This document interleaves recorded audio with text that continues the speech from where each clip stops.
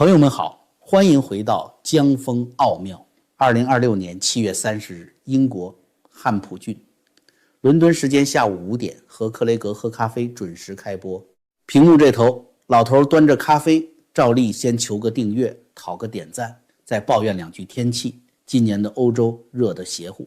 这档直播各位熟，没有脚本，没有提词器，观众把问题刷上来，他想到哪儿说到哪儿，连他自己都说这节目会往哪个方向跑，开播前谁也不知道。然后他话锋一转，今天早上我是从一个奇怪的梦里醒过来的。梦里的画面，照他原话说，川普躲在一间恐慌室里，就是那种遭到袭击之后人可以钻进去，从里面反锁，把外面的一切挡住的安全房间。和川普一起被塞进去的还有副总统万斯。除此之外，房间里还挤满了美国政府的高官、政要、行政要员。帕克形容，那看起来一点也不像宽敞气派的地下指挥中心，倒像一个塞得满满当当的掩体。整个美国的权力核心挤在同一个房间里，门锁着，门外是什么他没看清，外面发生了什么他也没说，他只说了一句，这个梦让他感觉到一种非常高的危险，性命层面的危险，而且这危险指向的除了川普本人，还有他身边的那一整圈人。他说，这种凭空砸进来的梦，他的第一反应从来都是先问自己一句，我的潜意识为什么要把这个扔给我？一个平日替全世界解读征兆的人，这天早上先被自己的梦拦住了。今天这期就讲这个梦和梦外面那个正在收紧的8月。先把梦里的细节摆全。房间不大，门很厚，川普在里面，万斯在旁边，一屋子的部长、幕僚、要员肩挨着肩，没有人在开会，没有人在下命令，所有人都在做同一件事，躲。恐慌室这个东西还真不能全当作梦里的道具。白宫地下确实有一处总统紧急行动中心。911那天早上，时任副总统切尼就是被特勤局人员迅速送进那扇门里的。换句话说，帕克梦见的那个房间在现实世界里有门牌。帕克自己先替这个梦降了温。他说，梦这个东西从来都是夸张的，梦不说新闻的语言，它讲的是象征、隐喻和预言。我不是在预言核战争，这是他的原话。他也没说白宫一定会挨炸。可他醒过来以后，那种感觉没有散。他说，川普本人连同美国政府的高层，此刻正处在一种很不寻常的人身风险当中。梦里没有爆炸，没有枪声，也没有追兵，可一屋子最有权力的人已经先把门锁上了。当天直播里正好有观众问他，克雷格，你怎么分辨一个梦是预言还是自己吓唬自己？帕克给了一个很有意思的标尺，看情绪。他说，那些让你心惊肉跳、情绪翻江倒海的梦，多半是自己的头脑在消化白天的焦虑，而真正应验过的预言梦往往平静的出奇。哪怕内容非常可怕，梦里的你也像在看一条跟自己无关的新闻。他不煽情，他只是在通知你事情是这样的。而帕克讲这个恐慌室的梦时，语气确实很平，像在念一份刚刚收到的备忘录。按他自己的标尺，这是哪一类梦，各位自己掂量。接下来咱们一句一句贴着他的原话走。他说，他的预感是伊朗方面可能对美国的政治人物发动新一波袭击。说到这里，他还转述了几句德黑兰放过的狠话。开战以来，那边公开撂过，我们会报复，我们做的事会让你们胆寒，川普，我们会找上你。而且这还不只是新闻里隔空放出的狠话。就在今年3月6日，纽约一个联邦陪审团刚刚定罪了一名叫阿西夫·莫钱特的男子。按照美国司法部公布的案情，这个人受过伊朗革命卫队的情报训练。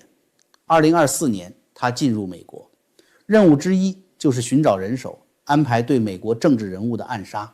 他在纽约找到2名愿意接活的杀手，谈好了行动，还付出$5000定金。可他不知道，那2个人根本不是杀手，而是美国执法人员安排的卧底。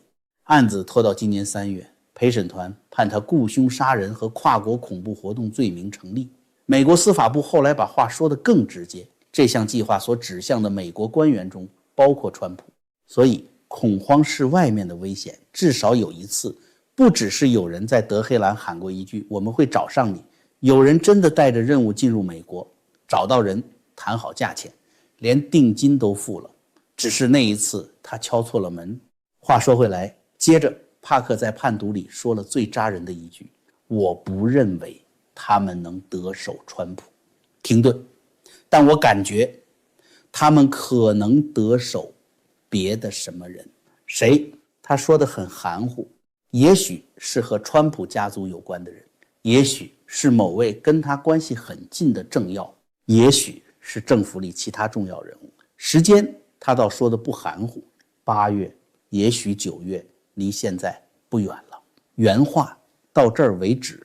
不过帕克还给这个梦留了一道后门。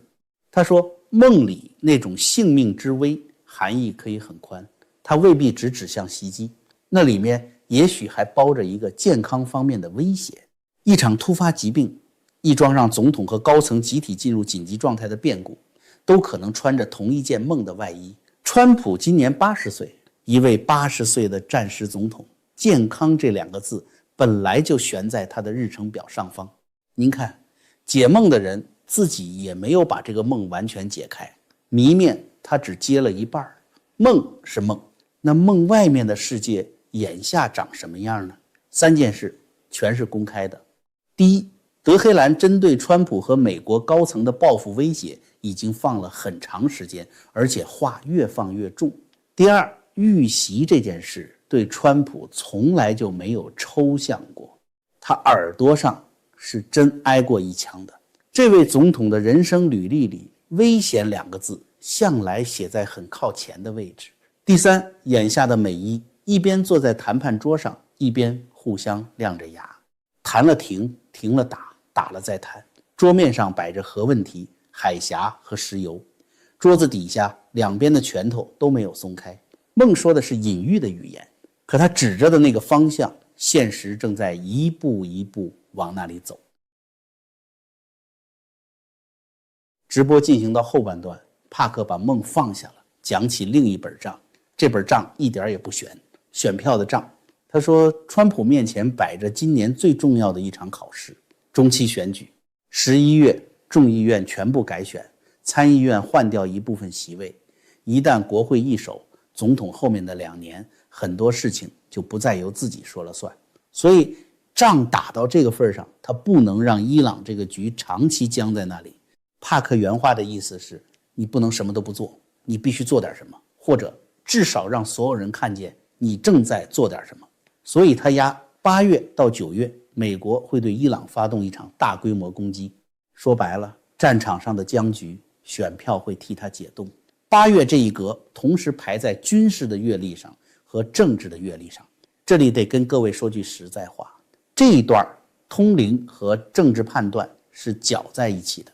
前半节像个灵媒，后半节像个政治记者。他自己不避讳，咱们也照直说。一个灵媒替白宫排了一张日程表，准不准？8月自己会回答。岛屿、海峡、登陆、封锁、航道，这些词也并非帕克梦里才有。战场上，美军早就大规模敲打过伊朗的军事和石油相关目标。哈尔克岛挨过一轮密集轰炸。奇怪的是，岛上的石油设施一度被刻意绕开了，打了岛，没动油，更没上岛。华盛顿的桌面上也早摊过另一张图，夺岛、控制霍尔木兹、调动两栖力量。7月里，美方按下过空袭的暂停键，坐回谈判桌，同时又放话，谈崩了就接着打。阿曼还曾经出面打圆场，提议由地区国家共同管理霍尔木兹海峡，试图把一场你死我活的主权争端改成一张多国圆桌，桌上有图，海上有船，只差一道还没有落笔的命令。而帕克压的就是这道命令落笔的月份。直播中有观众问他，霍尔木兹海峡最后会落到谁手里？先掂掂这个问题的分量。霍尔木兹是波斯湾的出海口，也是全球能源最要命的咽喉之一。每天有大量石油和天然气从这条窄缝里挤出去，谁攥住它，谁就攥住了全球能源的气管。帕克达，美国人终究要在那里动地面的。他看到美军会去夺一座岛，一座重要的岛，岛上有炼油的和石油有关的设施。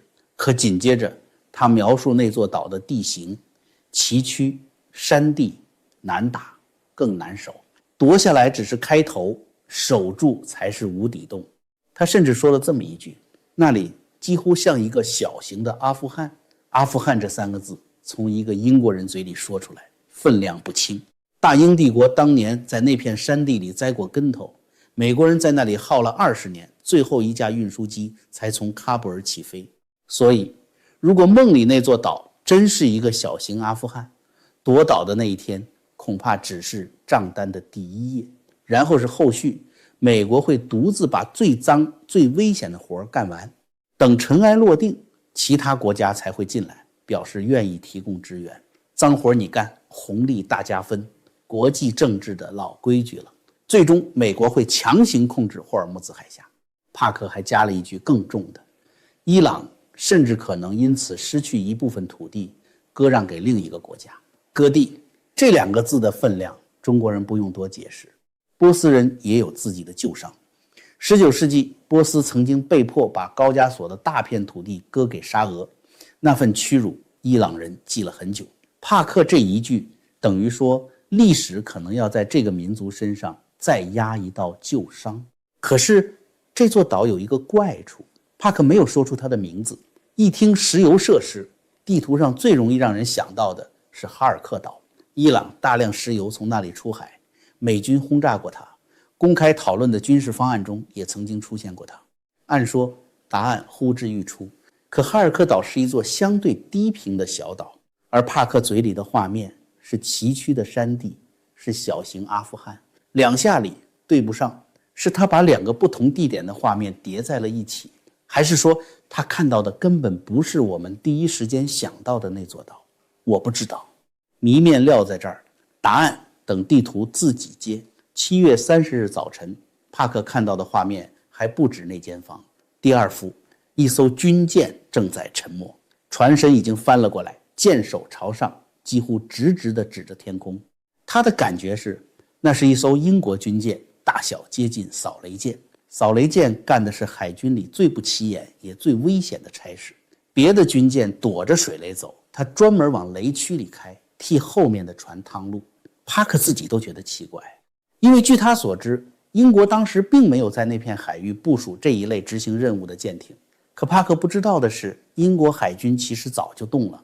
6月23日，也就是他做这个梦的1个多月以前，英国皇家海军在自己的网站上宣布，皇家辅助舰莱姆湾号已经抵达中东。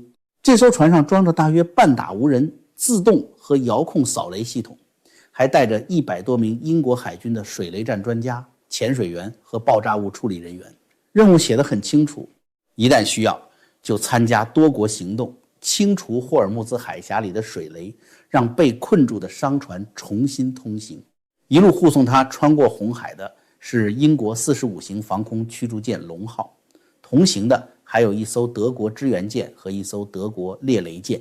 莱姆湾号不是帕克梦里看到的那种小型扫雷舰，它更大，像一座漂浮的母港，专门负责把无人扫雷艇、声呐和水下机器送进雷区。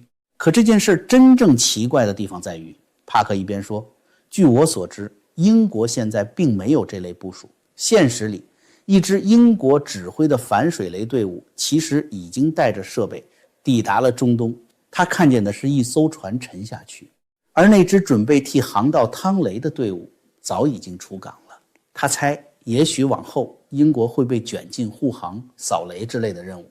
反正画面就这4样：英国扫雷舰级、翻覆、舰首、朝天，多一个字他没说。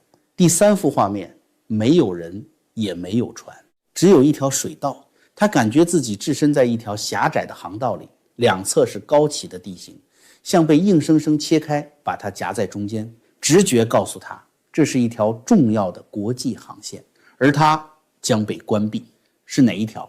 他先想到苏伊士运河，可他又说也可能是巴拿马，因为那种两侧高起的边坡，巴拿马也有。他没看清，咱们也不替他选，只提醒一句：地里克一条掐着欧亚航运的咽喉，另一条掐着两大洋的腰眼。苏伊士一旦走不通，欧亚之间的船就得绕过非洲好望角，航程、燃料、保险和运费全都往上滚。2021年，一艘大型货轮在苏伊士横了6天，全球供应链就乱成一锅粥。那一次是堵，而帕克这回看到的词是关闭。这天早上，帕克看到的除了一间被锁上的房间，还有一条可能被锁上的海路。最后他把这一圈涟漪推到了钱上。他说8月进9月，股市和银行会有一段很难受的日子，市场会剧烈的上下颠簸，而受创最重的可能是美国。他也把话说在了前头，这还算不上1930年代那种大萧条，更像一次由战争、能源和不确定性挤出来的大调整。市场什么都能扛，唯独扛不住不知道明天会怎样。而眼下这个8月最不缺的就是不知道。股市动荡，8月进9月，对一总攻8月到9月，政要遇袭8月也许9月，3张票全压在了同一个窗口里。这种压法，时间一到躲都躲不开。故事说到这儿，海上的事先放一放，跟老朋友们说件自家事，50秒就好。咱们节目长期合作的是普瑞堂的玄宝黑参，韩国6年根高丽参，400年古法，9蒸9爆做出来的原参，切一小段含着吃，泡热水喝都行。他家官网的顾客评论，我常翻捡2条念给各位。新西兰有位顾客说，他对比了好几家才选的这款，个头饱满扎实，入口还有中药和蜂蜜的后味。美国有位朋友买给76岁的妈妈，老太太直夸口感糯软，吃完了催着儿女赶紧再下单，自己吃实在这个8月给家里的长辈备上一盒，安心也体面。眼下的优惠很实在，购买满500美元直接送一整根黑参，多买多送，上不封顶，全球包邮。新西兰都寄得到，您那儿自然也到。下单的时候记得输入专属优惠码 JF， 购买链接就在下方说明栏，点击下方链接，请支持江峰。广告回来接着说，战争离开海面之后，下一站是每个人的账单。直播里，帕克讲完股市，忽然把视线挪向了东方。他说，中国的石油有相当一部分来路和伊朗绑在一起。多年以来，伊朗石油最大的买家就是中国。受到制裁的伊朗石油打着折卖，北京一船一船递收，两国之间还签过一份为期25年的合作协议，能源是里面的硬菜。眼下这条线正在被战火掐着，北京看着波斯湾，心里在问一句话，我们接下来怎么办？帕克的感应是，中国不会只站在旁边看，北京可能会做点什么，让局面变得更复杂。巧的是，就在帕克说出这番话的前一天，路透社刚刚放出一则爆料。7月29日，路透社引述3名熟悉交易的消息人士说，伊朗已经签下一份合约，准备购买300到400套中国制造的肩射式防空飞弹系统，其中包括前卫12和飞弩16。这2种武器可以由1-2名士兵扛在肩上发射，专门对付低空飞行的战机、直升机和无人机。它不像大型防空雷达和固定飞弹阵地那么醒目，打完就能转移，特别适合藏在军事基地、能源设施和重要建筑周围。整笔交易据说价值6000万到7000万美元，中间牵线的是一家注册在香港的公司。首批飞弹预计在几个星期内交付，原定路线是从中国西部的乌鲁木齐出发，经过巴基斯坦，再送进伊朗。3名消息人士还提醒，合约虽然已经签了，但最后的交付数量、时间和路线仍然可能发生变化。北京的回应很干脆，中共外交部说，这项报道完全没有根据，中共国防部则表示不了解相关情况，巴基斯坦军方也否认自己参与了转运，说这种说法是凭空捏造。可路透社同时提到，2名西方情报消息人士和1名伊朗官员说，德黑兰确实一直在研究怎么利用陆路更隐蔽地运输中国的军事物资和军民两用零件。消息出来以后，记者还当面问了川普。川普说，如果中国真的向伊朗提供这些武器，他会感到很意外，因为习近平曾经非常明确地向他保证，中国不会站到伊朗一边介入这场战争。川普又补了一句，如果真有这种事，我会非常失望。您看，这篇报道最耐人寻味的地方，不只是几百枚飞弹，而是它出现的日期。7月29日，路透社爆出伊朗可能在几个星期内收到中国防空武器。7月30日，帕克在直播里说，中国会在这场危机中扮演更大的角色，甚至可能秘密向伊朗输送军火。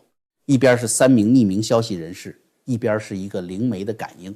北京全部否认，交易究竟存不存在，现在还不能下结论。可至少在那2天里，新闻和预言指向了同一种武器，同一条隐蔽的运输线，也指向了同一只正在靠近伊朗的手。他接着压了2条。第一，中国会在这场危机里扮演越来越大的角色，金融市场的动荡会因此雪上加霜。第二，很快可能有一场大型的网络战。网络战打的是什么？打的是钱的神经，银行的系统、交易的管道、数据的中枢、炮弹炸码头、代码炸账本，而且这一条也不是完全没有现实底色。就在帕克这场直播的8天以前，7月22日，美国网络安全和基础设施安全局连同联邦调查局、国家安全局、能源部、环保署、美军网络司令部和财政部紧急更新了一份联合警告。警告的对象是与伊朗有关的网络攻击者，这些人正在攻击美国关键基础设施中的可编程逻辑控制器。名字听起来很生僻，其实就是藏在水厂、能源设施、政府设备和工业系统里，负责控制机器如何运转的小型电脑。他们控制的不是一封邮件能不能寄出去，他们控制的是水泵开不开，阀门怎么转，工业设备在什么参数下运行。美国政府说，有些受害单位已经出现设备运转中断和财务损失，攻击者甚至尝试修改控制器里的程式，绕过原本维持安全运转的指令。换句话说，帕克7月30日说，很快可能有一场大型网络战的时候，美国政府8天以前才刚刚把伊朗网络威胁的警报更新了一次。这场仗要是真的扩大，最先黑掉的未必是手机屏幕，也可能是一座水厂的控制室。咱们把话说清楚，以上全是帕克的感应，他说的咱们照录，没有发生的咱们不坐实。可就在他说完这番话的第2天，发生了一件100%真实的事。7月31日下午，新华社发布消息，当天夜里24时起，中国国内汽油、柴油价格每吨分别上调685元和655元，折到加油枪上。92号汽油每升上涨5毛5，0号柴油每升上涨5毛6。官方稿件里自己交代了背景：中东地缘局势反复拉锯，国际油价剧烈震荡，布伦特原油一度冲破每桶100美元。8月1日清早，从北京到广州，加油站的价目牌一夜之间换了数字，开网约车的、跑货运的、每天开车通勤的，加满1箱油都得多掏一笔钱。波斯湾里打的仗就这么站到了中国人的加油枪后面。先把机制说清楚，免得有人想歪。中国的成品油价盯的是此前10个工作日的国际油价均值，10个工作日调整一次，所以这次涨价反映的是7月中下旬那一轮行情，和帕克头一天晚上说了什么没有直接关系。他做梦油价不会听。真正值得看的，在这篇官方稿件的结尾，国家发改委价格监测中心对下一阶段的研判，原文是：目前地缘政治局势存在较大不确定性，后续需持续重点关注每一局势动向对国际油价的冲击影响。每一局势4个字端端正正印在中国官方的油价文件里。帕克7月30日说，中国的油正在被这场战争牵动。7月31日，北京的价格主管部门亲手把美伊局势4个字写进了中国人的油价账单。这枚章盖的并不是帕克前一天的预言，他盖住的是接下来的风险。帕克还把这个时间拉得更长，他说2026年剩下的日子一直到2027年，欧洲、美国乃至全球都可能出现燃料、食品、能源和供应链短缺。眼下战争威胁的是石油，欧洲的高温和干旱威胁的是收成，两股原本不同的水流最后可能汇进同一张账单，油更贵，运费更高，粮食更少，货架上的东西一层一层往上涨。这里还得翻出一张旧票，帕克多次转述过纳迪叶里的一条预言，国际油价可能一路逼近每桶200美元。注意这张票的来路，它写在那捆印度叶子上，由帕克转述，和7月30日早晨的梦是2个来源，2条线。恐慌市是帕克的梦，200美元是纳迪叶留下的旧票。如今这2条原本各走各路的线在同一桶石油上碰到了一起，而那场被他提到的网络战至今还没有画面，没有国家，没有目标，也没有日期，只有一句：很快。假如有一天银行系统、交易平台或者重要网络突然中断，新闻里也许不会出现炮火，人们先看见的可能只是一个熟悉的页面停止转动，接着手机上的数字不再更新，再接着一块又一块屏幕按下去。帕克7月30日早晨醒来时，那间恐慌室的门已经关上了。现在8月刚刚开始，门外的第一声警报究竟会从哪里传来，没有人知道。如果您喜欢今天的故事，请点赞、订阅江峰奥妙，也把这期节目转给同样喜欢奇闻和寓言的朋友。咱们下期再见。